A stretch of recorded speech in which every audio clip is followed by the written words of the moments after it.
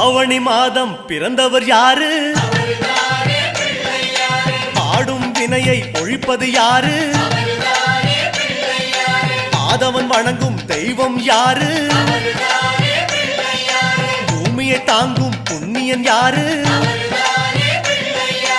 அனலாசுரனை தின்றது யாரு? ஆணவம் நீக்கும் நாயகன் யாரு?